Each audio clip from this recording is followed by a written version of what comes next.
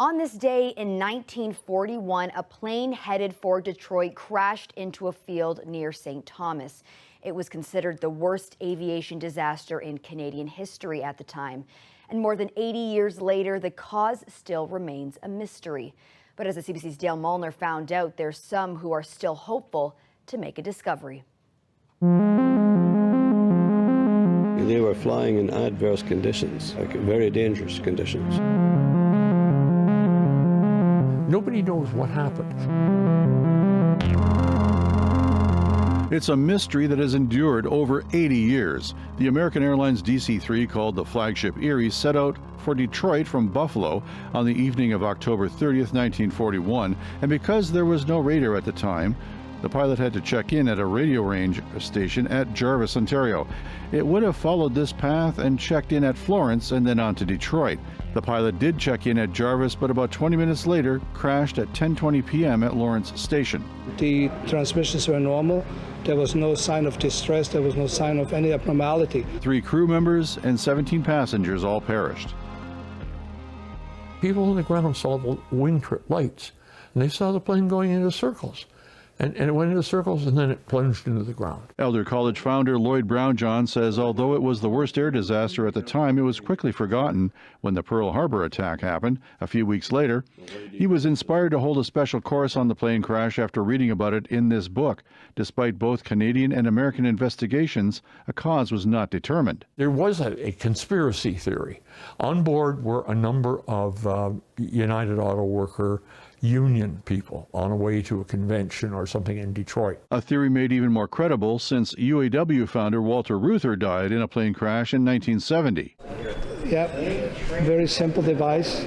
But these 3 aviation professionals, along with local pilot Ron Holden, will share their theories at the upcoming course at the Canadian Aviation Museum. Andy Pumple doesn't think sabotage was the cause. Had there been a bomb or something on board the airplane, it wouldn't have continued to circle or maneuvered prior to the crash. He believes a mechanical or aerodynamic issue is more likely, or it could have been a number of factors and even several events coming together that added up to the disaster. One possibility, ice in the carburetor. Ultimately causing the engine to